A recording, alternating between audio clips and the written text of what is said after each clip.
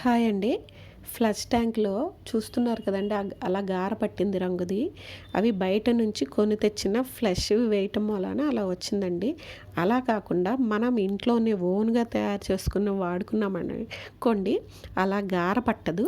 వాటి కోసమైతే ఫ్రెష్‌గా ఉన్న సబ్బులు గానీ, లేదా వాడి పడేసిన పాత సబ్బులైనా పనికొస్తాయి.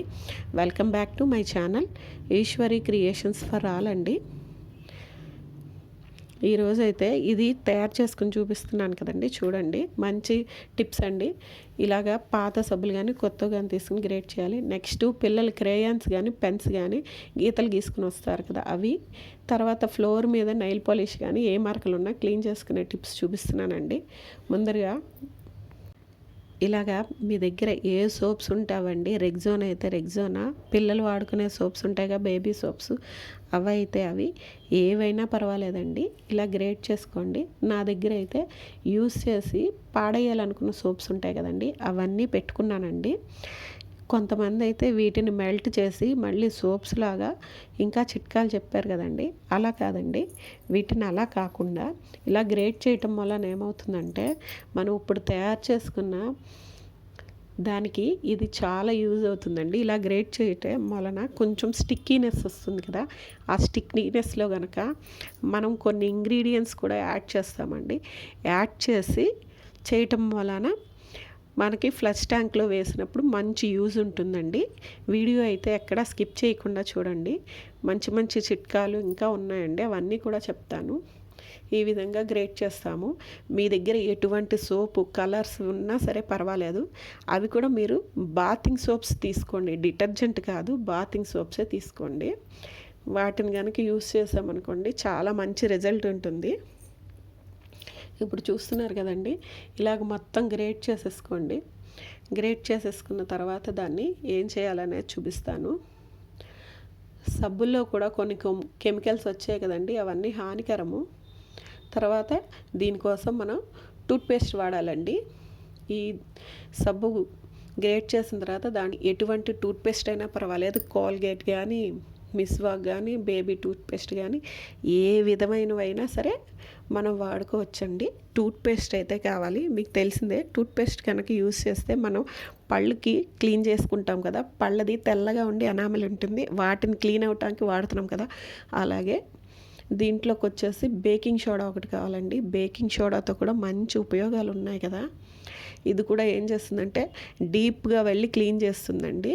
అందుకని టూత్పేస్టు ఇది రెండు కనుక పేస్ట్ వాడితే చెప్పాను కదా, పళ్ళు తెల్లగా వస్తాయి. అలాగే మనం కమ్మోడ్స్ కూడా మంచి రంగు వస్తాయండి ఈ ఫ్లష్ కొడుతూ ఉన్నప్పుడు, ఇందులో రిలీజ్ అయినప్పుడు. అందుకని టూత్పేస్ట్ కంపల్సరీ, బేకింగ్ సోడా కూడా కంపల్సరీగా మనం గ్రేట్ చేసుకున్న సబ్బులో కలిపి బాగా మిక్స్ చేయాలండి. సబ్బు గ్రేట్ చేసాం కాబట్టి ఈ బేకింగ్ సోడా కానీ టూత్పేస్ట్ కానీ దానికి బాగా అంటుకునేటట్టు చేత్తో కలపాలి. మిక్సీ వేయకూడదండి, మిక్సీ వేస్తే దానికే స్టిక్ అయిపోతుంది. నెక్స్ట్ దీంట్లోకి కావాల్సింది కంఫర్ట్. నేనైతే సాఫ్ట్ టచ్ ఉంది మా ఇంట్లో, అది తీసుకున్నాను. మీరు కంఫర్ట్ అయినా తీసుకోవచ్చు. దానిని కొంచెం వేశారనుకోండి, మీకు తెలిసిందే, ఇది బట్టలు ఉతకడానికి వేస్తేనే మంచి స్మెల్ వస్తుంది 2-3 రోజులు.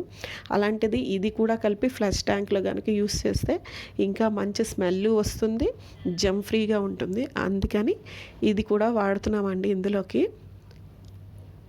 చూడండి, ఇప్పుడు అవంతా కూడా ఈవెన్గా బాగా చేత్తోనే మెత్తగా కలుపుకోవాలండి. ఎక్కడ సబ్బు కానీ ఈ సాఫ్ట్ టచ్ కానీ విడిగా లేకుండా చాలా మెత్తగా కలుపుకోవాలి. ఆ కలుపుకునేటప్పుడు సాఫ్ట్ టచ్ నేను వేసిన దగ్గర కొంచెం ఎక్కువైంది. మీరు కనుక క్వాంటిటీ మీ సబ్బు దగ్గర ఉన్న సబ్బు పౌడర్ ఉన్న క్వాంటిటీని బట్టి మీరు వేసుకోండి. చూడండి, అదంతా బాగా మెత్తగా కలిసిపోయింది కదా. దానిని చపాతీ పిండి కలుపుతాం కదా, అలా ఒక్కసారి రోల్ చేయండి. రోల్ చేయటం వలన మొత్తం మిక్స్ అవుతాయి ఈజీగాను. తర్వాత వాటిని ఏం చేయాలంటే చిన్న చిన్న ఉండల కింద స్ప్లిట్ చేసుకోవాలండి. ఆ చిన్న చిన్న ఉండలు చూపిస్తున్నాను కదా, అలాగా మనం ఉన్న క్వాంటిటీని బట్టి మనం ఫ్లష్ ట్యాంక్లో ఏ సైజులో వేసుకోవాలో చూసుకోవాలి. ఆ సైజుకి చిన్న చిన్నగా ఉండలు చేసి రెడీ చేసుకోవాలండి. కంఫర్ట్ కొంచెం ఎక్కువైంది కదా, అది కూడా దానికి వేసేయండి. తర్వాత ఇది కాసేపటికి డ్రై అయిపోతుంది. నేను డ్రై అయిపోయిన పిక్ కూడా పెట్టాను, చూపిస్తాను. నాకు ఎక్కువైపోయిందని చెప్పాను కదండి కంఫర్ట్. అందుకని నెక్స్ట్ చూసారండి అదిగో డ్రై అయిపోయింది. వాటిని గనక ఇప్పుడు మనం ఇదివరకు మాస్కులు వాడాం కదండి, ఆ డిస్పోజల్ మాస్కులు అందులో గనక వేసి ఇలా ప్యాక్ చేయండి. ఎక్కడ ఉండ బయటికి రాకుండా ప్యాక్ చేసేసుకోండి నీట్గా. దానికి ఇది ఉంది కదా, రబ్బర్ బ్యాండ్ వేసి ఈజీగా ప్యాక్ చేసేసేయండి.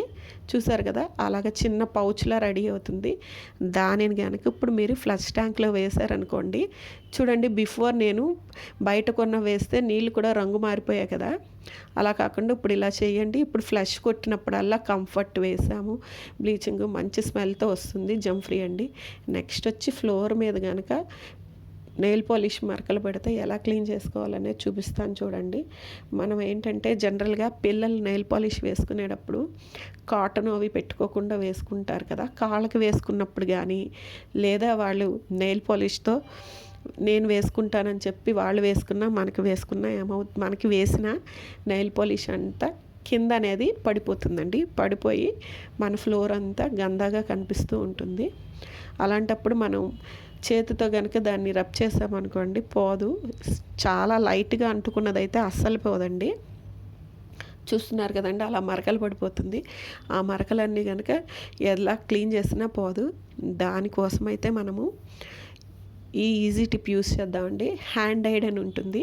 హ్యాండ్ ఐడే కదండి, డెటాయిల్ కూడా పనికొస్తుందండి క్లీన్ చేయడానికి. ఒక 2 డ్రాప్స్ కనుక ఎక్కడైతే మరకలు ఉన్నాయో అక్కడ కనుక ఈ డెటాయిల్ వేసి ఒక 2 మినిట్స్ ఆగేసి నెక్స్ట్ బ్రష్ ఉంటుంది కదండి, బ్రష్తో కనుక క్లీన్ చేయండి. చూడండి ఈజీగా వ్యానిష్ అయిపోతుంది. చాలా ఈజీ క్లీన్ చేసుకోవచ్చండి, మరక ఉండదు. కింద ఫ్లోర్ కూడా మంచిగా వైట్గా వస్తుంది. డెటాయిల్ కూడా జమ్ ఫ్రీ కదండి. చూసారు కదండి ఎంతో ఈజీగా క్లీన్ అయిపోయింది, చిన్న మరక కూడా లేదు. నా వీడియో కనుక నచ్చితే లైక్ చేసి షేర్ చేసి కామెంట్ చేయండి. నెక్స్ట్ పిల్లలు స్కూల్కి వెళ్ళినప్పుడు క్రేయాన్స్ అన్నీ డ్రెస్సులకి గీసేసుకొని వస్తారు. క్రేయాన్సే కాదు, పెన్ గీతలు కూడా గీసుకొని వస్తారండి. వైట్ షర్ట్కి అయితే ఇవి బాగా కనిపిస్తూ ఉంటాయి కదా, ఇదిగో చూపిస్తున్నా చూడండి, గీతలు మీ ఎదురుకుండానే గీసి అవి ఎలా పోగొట్టాలంటే అది చాలా ఈజీ టిప్ అండి, ఈజీగా చేయొచ్చు. దీనికి కూడా నేను హ్యాండ్ ఎయిడ్ వాడుతున్నా, మీరు డెటాయిల్ అయినా వాడుకోవచ్చు. హ్యాండ్ ఎయిడ్ అని కొత్తగా వచ్చిందండి, చాలా బాగా పనిచేస్తుంది, అందుకని నేను అది వాడుతున్నాను. ఇది కూడా కొంచెమే ఎక్కడెక్కడైతే గీతలు ఉన్నాయో వాటి మీద వేయండి. వేసి బ్రష్తో చాలా జెంటిల్గా రబ్ చేయండి. ఈ గీతలు ఉన్న షర్ట్స్ వాషింగ్ మిషన్లో వేసి చూడండి వదలవు, కానీ ఇలా చేశారనుకోండి చాలా నీట్గా వదిలిపోతాయి. మీకు చూపిస్తున్నా కదండి లైవ్లో, నేను యూస్ చేసిన తర్వాతే మీకు చూపిస్తున్నానండి. ఎంతోసేపు పట్టదు, 1 మినిట్టేనండి దీనికి పట్టేది. చూడండి ఈజీగా క్లీన్ అయిపోతుంది. నేను బట్టలు వాష్ చేసేటప్పుడు ఇప్పుడు హ్యాండ్ ఎయిడ్ ఎక్కువ వేస్తూ ఉంటానండి పిల్లల బట్టలకి. చూడండి అదిగో ఒక్క మరక కూడా కనిపించలేదండి. చూసారు కదా, చాలా ఈజీగా క్లియర్ అయిపోయింది. థ్యాంక్ యూ అండి, థ్యాంక్ యూ ఫర్ వాచింగ్.